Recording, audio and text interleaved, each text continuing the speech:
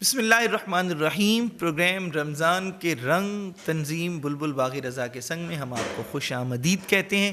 آپ کو پتہ ہے کہ ہم کسی نئے عنوان، کسی نئے مہمان کے ساتھ حاضر ہوتے ہیں اور کوشش کرتے ہیں کہ اللہ رسول کا ذکر ہو، اللہ رسول کی بات ہو اور دین کی جو تعلیمات ہیں، دین کی جو معلومات ہیں وہ اپنے آپ تک اور آپ تک پہنچائی جا سکیں، کیونکہ ظاہر ہے سب سے پہلے دین کو اپنے آپ تک پہنچانا، اپنے آپ کو مخاطب کرنا، اپنے من میں جھانکنا ضروری ہوتا ہے، پھر دوسروں تک پہنچانا ضروری ہوتا ہے۔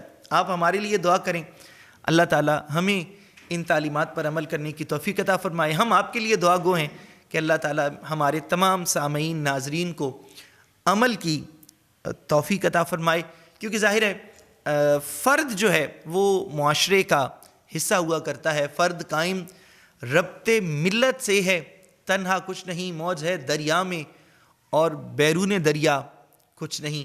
تو ظاہر ہے افراد مل کے معاشرہ بناتے ہیں۔ اگر فرد ٹھیک ہوگا تو ایک خاندان ٹھیک ہوگا، خاندان ٹھیک ہوگا تو ظاہر ہے آہستہ آہستہ معاشرہ بھی ٹھیک ہوگا۔ اس کی پہلی کڑی میں ہوں۔ میں اپنی ذات سے، اپنے آپ سے ظاہر ہے اس بات کا آغاز کروں گا۔ آج کا ہمارا عنوان بھی اصلاح معاشرہ کے حوالے سے ہے کہ معاشرہ کیسے اپنی اصلاح کرے، کیسے قرآن و سنت سے، رسول اللہ کے دین سے، رسول اللہ کی سیرت طیبہ سے سیکھے، کیا سیکھے، کیسے اپنے امور کو، اپنے آئلی معاملات کو، اپنے معاشرتی معاملات کو کیسے بہتر بنائے۔ اس حوالے سے ہم جاننے کی کوشش کریں گے، اور ہمارے ساتھ جناب علامہ مولانا ندیم قادری صاحب تشریف فرما ہیں۔ ہم آپ کو خوش آمدید کہتے ہیں کہ آپ ہمارے ساتھ یہاں موجود ہیں، اور ان سے جاننے کی کوشش کریں گے کہ جو معاشرہ ہے وہ اپنی جو اصلاح ہے اس کے لیے کس طرح کے اقدامات کرے، کیسے قرآن و سنت کو لازم پکڑے، اور کس طرح سے جو ہے وہ اپنے احوال کو، اپنے معاملات کو بہتر کرنے کی کوشش کرے۔ بے شک۔ بسم اللہ الرحمن الرحیم۔ سب سے پہلے تو ہمارے اس معاشرے میں جو ہماری جو تربیت کے حوالے سے بڑی کمزوری ہے، اسے درست کرنے کے لیے ہمیں قرآن اور حدیث کا جو ہے اس کو مضبوط کرنا ہے۔ اگر ہمارا قرآن اور حدیث مضبوط ہے تو جا کر ہمارا معاشرہ جو ہے یہ اچھا معاشرہ بن سکتا ہے۔ اور پھر ہمارے اس معاشرے میں مطلب جس طرح کی کمیاں ہیں، مطلب کسی بھی ٹاپک پر جو بھی کمی ہے تو اس کو درست کرنے کے لیے اسلام ہماری رہنمائی کر رہا ہے۔ جو بھی عنوان ہو، زندگی کے ہر موقع پر دین اسلام ہماری رہنمائی کرتا ہے۔ سبحان اللہ، یعنی دین مکمل ضابطۂ حیات ہے۔ کوئی ایسا پہلو نہیں ہے کہ کوئی یہ کہے کہ اس پہلو پر رہنمائی موجود بالکل نہیں ہے، ایسی کوئی بات بھی نہیں ہے۔ سبحان اللہ، کیونکہ دین ایک مکمل ضابطہ حیات ہے۔ کیا بات ہے، کیا بالکل زندگی کے ہر لمحہ، ہر موڑ پر یہ دین ہماری رہنمائی کرتا ہے۔ کیا بات ہے، کیا کہنے۔ جی، اب جیسے کوئی بھی ٹاپک لے لیں ہمارے معاشرے کے حساب سے، تو ہر ٹاپک پر دین اسلام نے ہماری رہنمائی کی ہے۔ تو جیسے آپ تربیت کے حوالے سے لے لیں، اولاد کی تربیت کے حوالے سے بھی دین ہماری رہنمائی کرتا ہے۔ تو اولاد کی تربیت کس طرح کرنی ہے اور اولاد کی تربیت کیسی ہونی چاہیے، تو یہ بھی ہماری جو ہے اسلام ہماری تربیت کر رہا ہے۔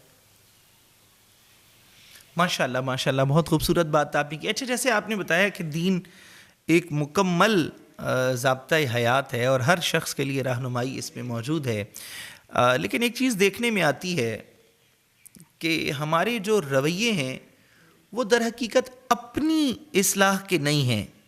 یعنی اس کی میں ایک مثال میں نے کہیں پڑھا، مجھے بہت اچھا لگا، میں آپ سے جاننا چاہوں گا، آپ اس حوالے سے ظاہر ہے رہنمائی فرمائیں گے کہ وہاں انہوں نے یہ لکھا کہ مثال کے طور پر میں اگر غلطی پر ہوں تو پھر میں یہ کہوں گا کہ اسلام معافی کا درس دیتا ہے، لیکن اگر بالفرض محال آپ غلطی پر ہوں تو پھر میں کہوں گا اسلام انصاف کا درس دیتا ہے، اسلام عدل کا درس دیتا ہے۔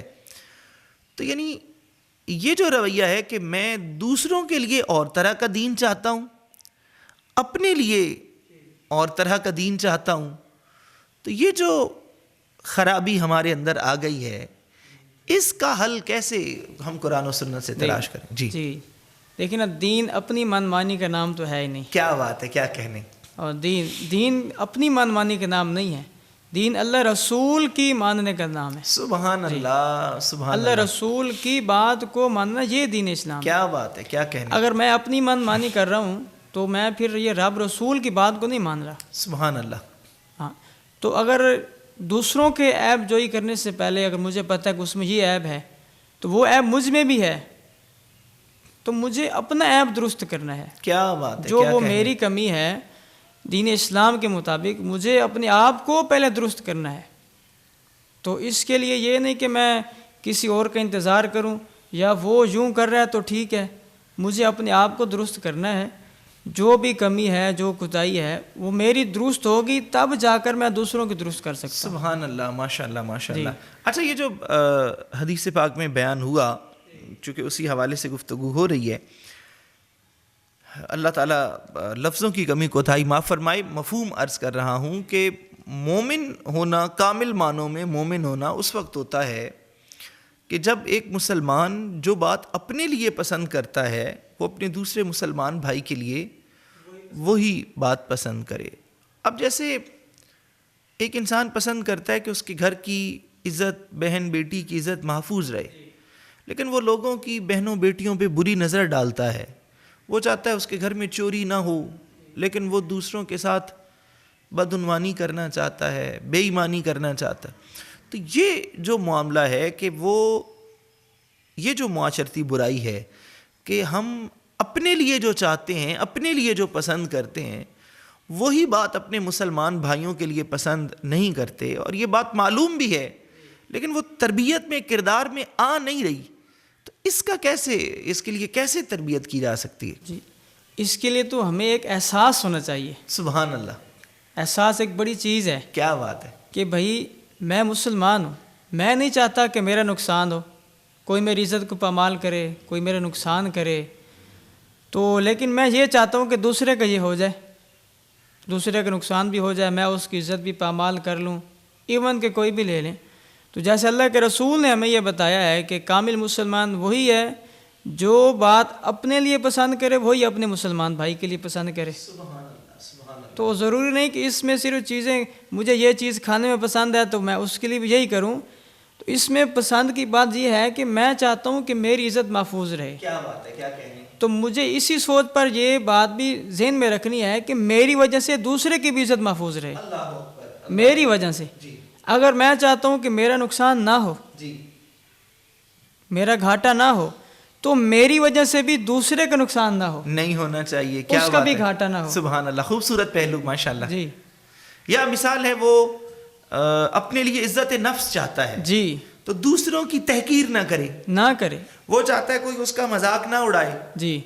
تو وہ دوسروں کو بھی تمسخر کا نشانہ نہ بنائے. اگر وہ جو چیز اپنے لیے پسند نہیں کر رہا تو وہ دوسروں کے لیے کیوں کر رہا ہے؟ دوسروں کے لیے کیوں پسند کر رہا ہے. ماشاءاللہ، ماشاءاللہ. اچھا، اس حوالے سے فرمائیے گا کہ اسی مفہوم کی ایک اور حدیث پاک ہے کہ جس میں ہے کہ المسلم من سلم المسلمون من لسانہ و یدہ، کہ مسلمان تو وہی ہوتا ہے کہ جس کی زبان اور ہاتھ سے دوسرے مسلمان محفوظ رہیں. تو جب ہم مصافحہ کرتے ہیں تو ہم زبان سے بھی السلام علیکم کہتے ہیں، ہاتھ بھی ملاتے ہیں، لیکن ہاتھ ملانے کے باوجود، سلام کرنے کے باوجود جو مسلمان ہونے کی تعریف ہے، یعنی ہاتھ بھی ملا لیا، السلام علیکم بھی کہہ لیا، اور پھر اس مسلمان بھائی کے ساتھ بے ایمانی بھی کر لی، تو یہ مسلمان ہونے کا جو صحیح معنی ہے وہ کیسے سمجھ آئے گا ہمارے بھائیوں کو؟ جی. تو جس سے ہم سلام کر رہے ہیں السلام علیکم ورحمۃ اللہ وبرکاتہ، اس سے ہم یہ کہہ رہے ہیں کہ بھائی اب تو میری امان میں ہے. اللہ اکبر. خوبصورت بات کہی. تو میری امان میں ہے. ایک اس سے ہم وعدہ کر رہے ہیں، اس کے لیے دعا بھی کر رہے ہیں کہ تجھ پر سلامتی بھی ہو، تجھ پر رحمت بھی ہو، تجھ پر اللہ کی برکت بھی ہو، پھر بھی اس کا نقصان کرنے کے ارادے میں ہے. سبحان اللہ. یا تو وہ جو سلام ہم نے کیا ہے نا، وہ اس کو اپنے مائنڈ کے مطابق صحیح نہیں کیا، وہ مبنی پر جھوٹ ہے. اس کا جھوٹ ہے، جھوٹ ایسے ہی سمجھ لیں کہ ہم نے اسے جھوٹ کہا ہے. تو اس کا مطلب حال یہی ہے کہ ہمیں اسلام کی رہنمائی لینی ہے. سبحان اللہ جی سبحان اللہ. جب اسلام ہمیں یہ سمجھا رہا ہے کہ ہم اسے سلام کر رہے ہیں، اس کا اب اس کی عزت نفس بھی میرے ہاتھ میں ہے، اس کی بھی میں نے حفاظت کرنی ہے، اس کے جان مال کی بھی حفاظت میں نے ہی کرنی ہے. کیا اس کے باوجود بھی اگر ہم نہیں کر رہے تو یہ تو کوئی اس طرح کی بات اسلام میں تو نہیں ہے، اسلام کے خلاف ہی ہے یہ. خوبصورت ماشاء اللہ. یعنی آپ نے یہ فرمایا کہ یہ جو سلام ہے جی یہ صرف سلامتی کی دعا نہیں ہے بلکہ ایک وعدہ ہے، ایک جی کمٹمنٹ ہے، عہد ہے اپنے مسلمان بھائی سے جی کہ میری طرف سے آپ کو زبان سے بھی نقصان نہیں پہنچے گا، جی ایسے ہی ہے، ہاتھ سے بھی نقصان نہیں پہنچے گا. ایسے بالکل. تو یہ زبان اور ہاتھ سے ایک مسلمان دوسرے مسلمان کو یا ایک انسان دوسرے انسان کو کیا نقصان پہنچا سکتا ہے جس کا وہ وعدہ کر رہا ہے کہ میں نہیں پہنچاؤں گا؟ جی اب زبان سے جیسے کہ مطلب کسی کے ساتھ وعدہ کیا، جی وعدہ خلافی کر دی، سبحان اللہ. تو یہ اس کو زبان سے تکلیف پہنچائی. کیا بات ہے. جی اور ہاتھ کے ساتھ کسی کی کوئی چیز چرا لینا، کسی کو بلا عذر مار دینا، لڑائی جھگڑا کرنا، تو یہ بھی تو اس کے ساتھ ناانصافی کر رہے. اللہ. یعنی اس کا مطلب تو یہ ہوا علامہ صاحب کہ پھر آپ رہنمائی فرمائیے گا کہ غیبت بھی اسی بات میں آئے تو گی. غیبت اب زبان سے جو ایک اپنے مسلمان بھائی کی غیبت کر رہے تو اس کو نقصان پہنچا رہا ہے. اللہ اکبر. تو کسی پر بہتان باندھ رہے، اللہ اکبر. جھوٹ بول رہا ہے کسی پر، کسی کی غیبتیں کر رہا ہے، گالم گلوچ کر رہا ہے، بہتان باندھ رہا ہے، تو یہ بھی مطلب اس کو نقصان پہنچا رہا ہے نا. جبکہ اس طرح کا کوئی، جب اسلام تو ان باتوں کا منع کرتا ہے. اللہ اکبر. یا احترام کے ساتھ گفتگو نہیں کر رہا، یعنی اس کو جی عزت نفس مجروح کر کے سخت کرخت لہجے میں بات کر رہا ہے، تو یہ بھی زبان کا نقصان ایسے ہی ہے. اسلام تو محبت کا درس دیتا ہے. اللہ اکبر اللہ اکبر. یعنی وہ جو ایک اور حدیث پاک ہے جس میں ہے کہ مسلمان کا مسلمان پر جان مال عزت آبرو حرام ہے، تو وہ یہ بھی اسی معنی میں آ جائے گا کہ وہ اس کے حقوق میں شامل ہو جائے گا. سبحان اللہ. اچھا علامہ صاحب یہ فرمائیے گا، رہنمائی ہمارے سامعین ناظرین آپ کو دیکھ رہے ہیں کہ رسول معظم نور مجسم فخر بنی آدم عقائد و جہاں سرور کون و مکان، ظاہر ہے آپ جس معاشرے میں آپ تشریف لے آئے، اللہ نے آپ کو مبعوث فرمایا، تو قرآن نے کہا کہ وہ تو کھلی گمراہی میں تھے. وَإِن كَانُوا مِن قَبْلُ لَفِي ضَلَالٍ مُبِينٍ. کھلا گمراہی میں تھے وہ لوگ. پھر اللہ کے رسول تشریف لے آئے تو آپ نے پھر اہل عرب اہل مکہ ان کی اصلاح کی، ساری دنیا کے لیے ظاہر ہے نصیحت کا سامان لے کر آئے. تو آپ نے اپنے معاشرے کی اصلاح کے لیے جو اقدامات کیے وہ پیش کریں تاکہ مبلغ بھی اس سے سیکھیں، دعوت دینے والے بھی. ہم بھی ظاہر ہے اسی لیے بیٹھے ہیں کہ ہم اللہ رسول کی دین کی بات آگے پہنچائیں، تو ہمیں سیکھنے کو ملے کہ ہم نے کیسے یہ پیغام آگے پہنچانا ہے. فرسٹ آف آل تو یہ ہے کہ سرکار صلی اللہ علیہ وسلم نے اپنے اس معاشرے میں نبوت سے پہلے کا جو 40 سال کا عرصہ تھا، جی آپ نے ایک وہاں پر کریکٹر بنایا. سبحان اللہ. یعنی آپ نے اعلان نبوت سے پہلے ایک مثالی کردار پیش کیا. جی پیش کیا کہ لوگوں کے ساتھ معاملات تھے تو ہمیشہ سچ بولا. سبحان اللہ. کسی نے کوئی امانت آپ کے سپرد کی تو اس کی امانت کا خیال بالکل 100% سرکار نے کیا. اور اس سے مطلب پہلے کے نبوت سے پہلے بھی لوگ آپ کو صادق و امین کہتے تھے. سبحان اللہ. لین دین کے معاملات میں بھی سرکار کلیئر تھے. کیا بات ہے. بلکہ وہ سرکار کے پاس کسی بھی معاملے کی وجہ سے آتے تو وہ بے فکر ہوتے تھے. سبحان اللہ. ان کو کسی بھی قسم کی فکر نہیں ہوتی تھی. کیا کہنے. یعنی چیز ادھر علامہ صاحب کیسی خوبصورت بات ہے. آپ اس کی مزید وضاحت فرمائیں گے کہ ہجرت کی رات جب اہل مکہ تلواریں لے کر اور آپ کو قتل کرنے کے منصوبے بنا رہے ہیں، اس رات بھی امانتیں آپ کے پاس ہیں جو آپ نے جناب علی کے ذمے لگائیں. تو اس کا مطلب ہے آپ جیسے آپ نے فرمایا کہ وہ جو صداقت امانت دیانت شرافت کردار ہے وہ پہلا کام ہے کہ معاشرے میں جو مصلح ہے اور جو دین کا کام کرنے والا وہ پہلے اپنا کردار پیش کرے. سبحان اللہ سبحان اللہ ماشاء اللہ بہت خوبصورت. تو اچھا یہ فرمائیے گا علامہ صاحب کہ ظاہر ہے آپ ماشاء اللہ اصلاح معاشرہ پر آپ کی خدمات ہیں، آپ اپنے علاقے میں جو ظاہر ہے اللہ تعالیٰ کی توفیق کے مطابق آپ کوشش کرتے ہیں اور یہ آپ کا خاص شعبہ ہے. تو آپ کیا سمجھتے ہیں کہ معاشرے میں جو عام طور پر خامیاں آپ کو کوتاہیاں نظر آتی ہیں تو اس کے حوالے سے ذرا ارشاد فرمائیے گا. پھر یہ کہ ان کا طریقہ کیا ہے؟ آپ کیسے واضح و نصیحت فرماتے ہیں، کیسے اس کی اصلاح کے لیے کوشش کرتے ہیں؟ جی، معاشرے میں تو جو کمی کوتاہیاں ہیں وہ تو زیادہ تر دیکھنے میں یہی آتا ہے کہ ہمارا معاشرہ دین سے دور ہے، اللہ اکبر، اور یہ سب سے بڑی کمی ہے. سب سے بڑی جو کمی ہے، کوتاہی ہے، وہ یہ ہے ہماری کہ ہم دین سے دور ہیں، ہمارا معاشرہ دین سے دور ہے. تو اس معاشرے کو درست کرنے کے لیے نا ہمیں دین اسلام کے ساتھ جڑنا ہوگا، اور ضروری ہے. جب تک ہم دین اسلام کو فالو نہیں کرتے ہمارا معاشرہ درست نہیں ہو سکتا. اللہ اکبر، اللہ اکبر، اللہ اکبر. ویسے سوال تو شاید یہ تھوڑا مشکل ہو جائے، اور لیکن جو یہ والی دوری ہے، اس میں دوری یک طرفہ ہے، یا آپ سمجھتے ہیں کہ کچھ نہ کچھ، چلیں زیادہ نہیں تو کچھ نہ کچھ اس میں جو مذہبی طبقہ ہے اس کا بھی کچھ، یعنی یوں نہیں کہ بدعنوانی والا، بے ایمانی والا، شاید یوں سمجھ لیں کہ دور حاضر کے تقاضوں کو مد نظر رکھ کر جیسی کوشش کرنی چاہیے تھی شاید ویسی نہیں ہو رہی، یا شاید ویسے وسائل ان کے پاس.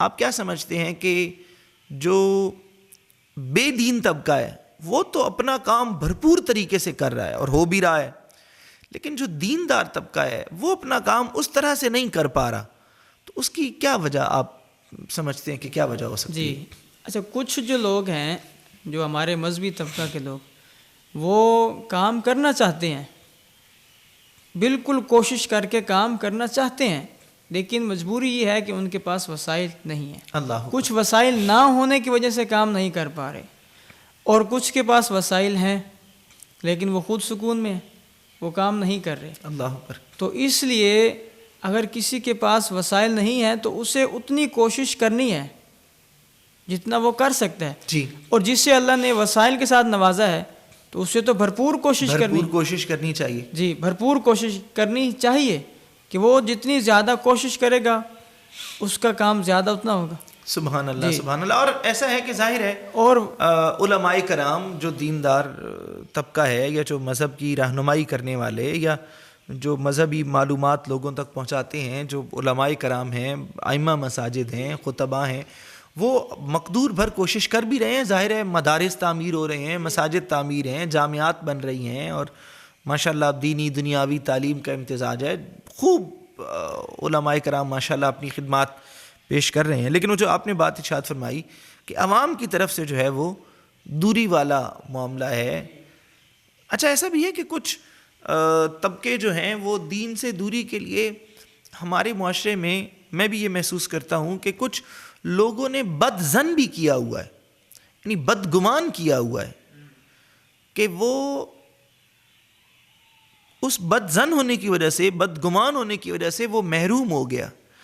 بصورت دیگر علماء کرام، ائمہ، یہ سارے لوگ اپنی خدمات بڑی خوبصورت طریقے سے ادا کر رہے ہیں، لیکن چونکہ عوام تھوڑا فاصلے پہ آ گئی، وہ جا ہی کم رہی ہے سیکھنے کے لیے، تو یہ اس بدگمانی سے کیسے بچا جا سکتا؟ تو دیکھیں، اب مطلب ایک بندے سے اگر کوئی ہمارا بھائی بدگمان ہو گیا، مثال لے لیں کسی بھی امام یا خطیب سے یا ہمارے مذہبی طبقے سے، تو اس کا مطلب یہ تو ہرگز نہیں نا کہ وہ مطلب اس فیلڈ کو بھی اب چھوڑ دے. اللہ اکبر. اب ایک چیز مطلب دکان سے لے رہا ہے تو ایک بار جو اس کو وہاں سے وہ پسند نہیں آئی تو کیا وہ چیز لینا چھوڑ دے گا؟ اللہ اکبر. دوسری دکان سے بھی نہیں سبحان اللہ، لے گا. کیا بات ہے، دوسری دکان سے بات آپ نے ارشاد فرمائی. جی، اگر کوئی بھی ہمارا دوست بھائی کسی ہمارے ایک امام سے، خطیب سے، اس کی وہ بات اس کو اچھی نہیں لگی، وہ بدظن ہو گیا، تو اس سے زیادہ ہزاروں ہمارے علماء موجود ہیں. کیا بات ہے، یعنی مثال ہے، بڑی خوبصورت بات آپ نے فرمائی. میں نے کپڑے خریدنے تھے، میں کسی دکاندار پہ گیا، اس دکاندار سے مجھے اچھا کپڑا نہیں ملا، تو اب ظاہر ہے میں یہ تو نہیں کروں گا کہ میں کپڑے پہننا ہی چھوڑ دیں.